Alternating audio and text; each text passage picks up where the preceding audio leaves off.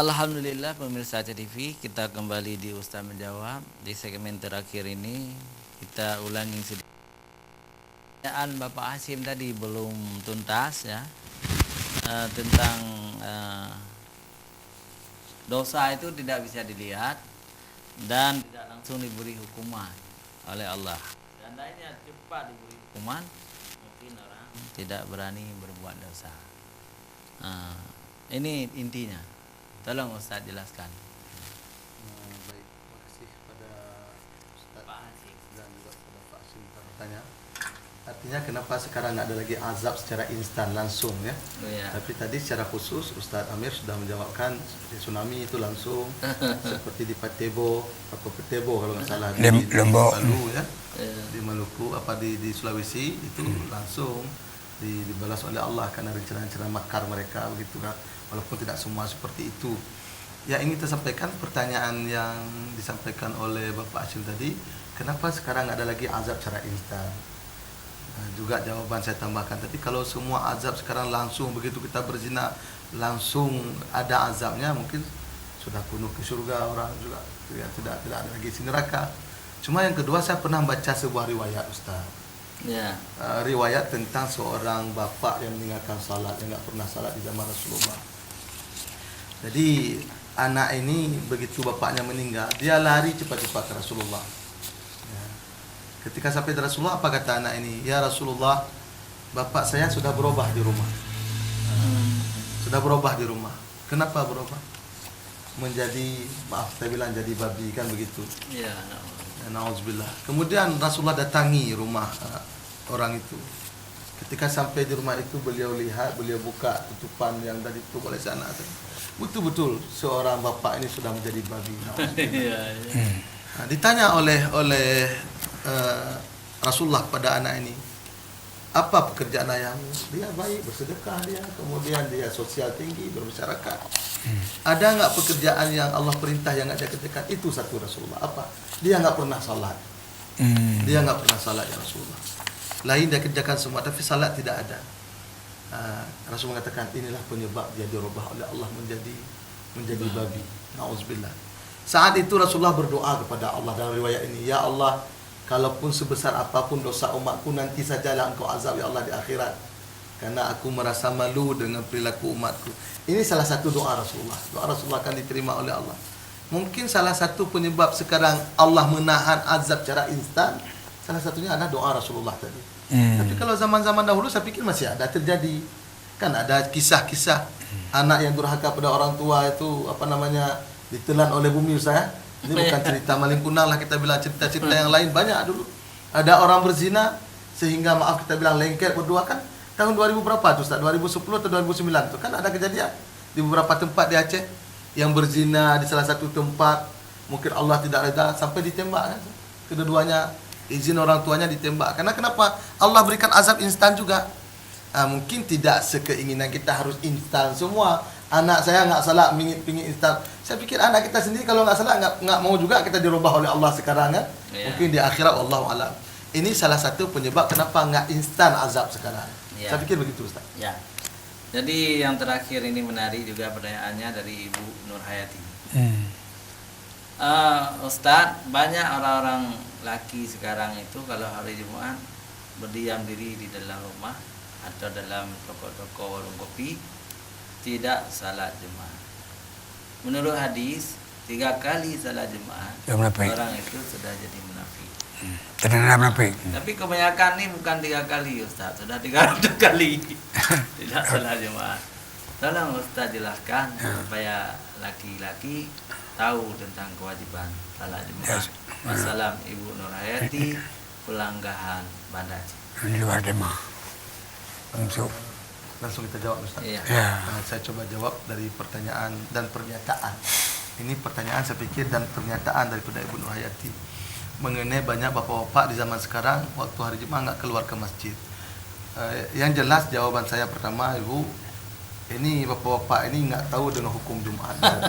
Kamu gitu kan? Ya, hukum Sebenarnya Jumat. kalau kita tahu tentang hukum Jumat itu hukumnya wajib. Wajib. Sama seperti salat 5 waktu khusus bagi laki-laki. Ya. Kan begitu. Artinya kalau wajib kita harus kembali kepada kaidah usul fiqh, Ustaz. Iya. Al-wajib ma yusabu ala fi'li wa yu'aqabu ala tarki. Itu wajib.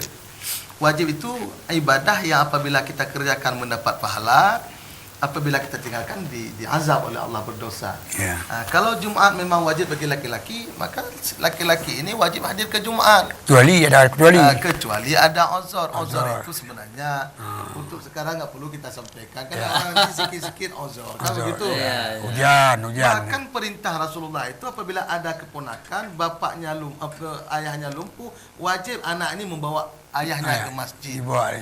Nah, walaupun tadi uzur di satu sisi, tapi ada perintah Rasul apabila ada seorang anak, ayahnya sudah lumpuh, ayahnya pun dibawa ke masjid untuk salat Jumat.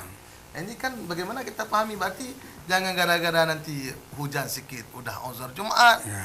Apalagi nggak hujan, nggak besek begitu bahasa sekarang. Ya. Udah nggak datang ke masjid. Hujan. Ini kan dosa besar. Ya. Mau kita dalam kedai, kita tutup kedai. Nah, kita di dalam kedai nggak pergi Jumat.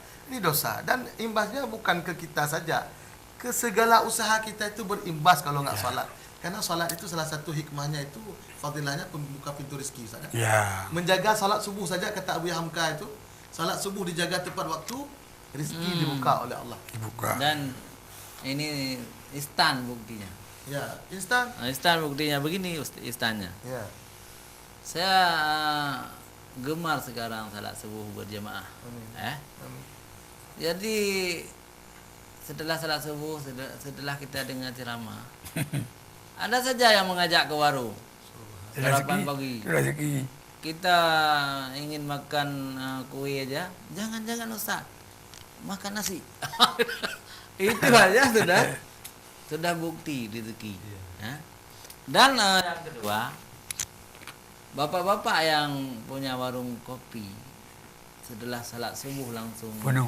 sudah panas airnya, penuh warung kopi. Jadi jam 8 sudah masuk uang mungkin 2 juta. Tetapi orang-orang malas juga punya warung kopi. Jam 9 baru buka. Terbukti orang-orang yang berusaha subuh-subuh itu diberkati oleh Allah dan sangat maju warung kopinya. Jadi awal dulu sebelum tsunami hanya toko siang malam milik Cina yang terbuka satu setelah salat subuh. Toko orang Islam dulu, warung kopi orang Islam dulu jam 9 baru. Tapi ada juga, ada yang telah juga Ustaz. Ada juga yang cepat-cepat.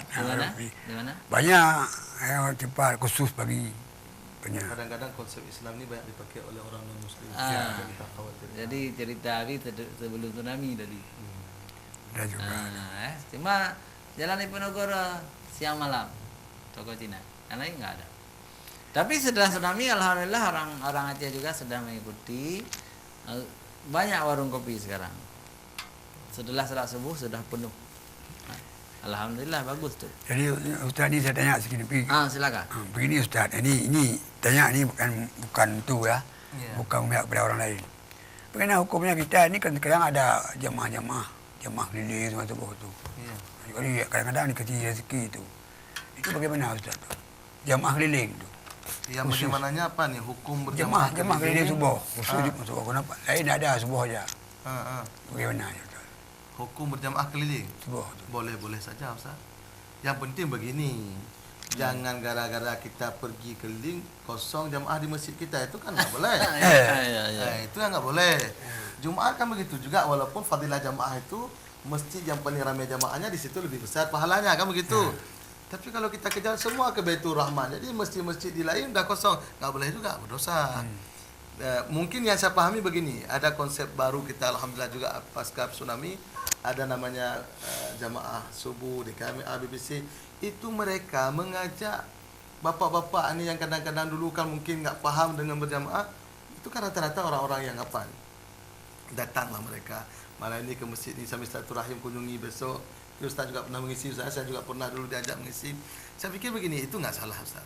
Enggak salah. Malah lebih bagus silaturahim. Yang jangan tadi begini, gara-gara kita isi masjid orang lain, Kita usah. kosong masjid kita, itu dosa saya pikir, Ustaz. Ya, atau begini. Atau begini. Cuma subuh itu aja. Kerja lain ada. Itu, Lain ada. itu berdoa, Kenapa? Jadi pengurus saja misalnya. Ya. Pengurus saja subuh lain terlena dalam Tempat tidur. tempat tidur. Tidak bangun ya. Itu berdosa. Itu dosa juga. Tapi setelah saya pantau teman-teman pengurus semua orang-orang taat beragama. Ya. Orang yang salat subuh berjamaah. Jamaah. Kan bagus tuh ya. Ya. Dan satu lagi kita ingatkan, Ya. jangan sekali-kali menjadikan organisasinya itu ya untuk apa? Kepentingan. Mobil politik, Ustaz. Mencari uang. Ya, Mencari uang atau demi kepentingan politik. Harus ikhlas lillahi ta'ala. Ya. Kita dukung ya. Amin. Kita dukung. Tapi janganlah hanya subuh ahad saja. Kemudian jangan juga ini Ustaz, mengkultus pimpinan. Pimpinan-pimpinan itu manusia biasa seperti kita. Karena ada yang menganggap pimpinan itu sudah wali Allah. Nggak boleh itu. Enggak ada dalil mereka itu wali Allah. Dua kelompok. Masih banyak memperdurukan hawa nafsu. Kok dianggap sudah jadi orang suci? Nah, itu kita harapkan ya. Dan yang dikultus itu pun tidak pernah mau. Beliau tidak mau dikultus, tetapi orang-orang awam itu sering mengkultus itu ustaz itu aulia Allah itu enggak boleh. Ustaz, terakhir coba Ustaz berikan saran kepada jemaah, kemudian kita Pemirsa. Baik, pemirsa, saya dimuliakan Allah Subhanahu wa taala, sebagai closing ataupun tutup daripada kajian kita hari ini, kita sebagai orang tua yang merupakan diamanahkan oleh Allah anak-anak kita, generasi muda, karena generasi muda itu pasti punya orang tua, maka kita sebagai orang tua ini mari kita jaga akhlak anak kita tanamkan akhlak ke dalam diri mereka. Kemudian kita tanamkan ilmu tauhid, ilmu fikih, ilmu tasawuf. Karena dengan mereka punya ilmu, mereka paham agama, insya-Allah itu akhlak akan muncul sendiri dalam kepribadian mereka. Mereka akan berkarakter dengan karakter akhlakul karimah. Yang kedua, kita lihat tidak ada jalan lain. Kita jangan menyalahkan orang tua orang lain, menyalahkan tetangga, tapi salahkan diri kita dulu terhadap anak kita. Karena jangan kita nilai orang lain aja salah, kita nanti merasa benar. Karena kata Rasulullah, ibda binafsi, tetap mulai dengan diri kita sendiri dulu. Ketika kita sudah mulai dengan diri kita, orang tua kita baguskan akhlak, anak kita bagus akhlak, nanti orang tua lain juga begitu. Saya pikir damai dunia ini, Ustaz. Kalau semua masing-masing memikirkan diri sesuai dengan surah At-Tahrim tadi, insya-Allah orang lain pikir. Yang jangan kita pikir orang lain, diri kita enggak kita pikirkan. Ini jadi masalah. Saya pikir insya-Allah Aceh ini ke depan akan lebih maju apabila masyarakatnya berakhlakul karimah. Aceh akan lebih terhindar daripada bala bencana, dan Indonesia secara umumnya apabila kita semua rakyat dan masyarakatnya berakhlakul karimah. Saya pikir demikian dari saya, Ustaz. Ya, baik pemirsa TV, hanya sampai di sini pertemuan kita. Insya Allah kita akan bertemu lain kali. Terima kasih kepada Bapak narasumber, kepada Qari kita Abi Husaini. Kita tutup acara ini dengan doa kafaratul majelis. Subhanallah wa bihamdika, asyhadu an la ilaha illa anta, astaghfiruka wa atubu ilaik. Wassalamualaikum warahmatullahi wabarakatuh. Waalaikumsalam warahmatullahi wabarakatuh.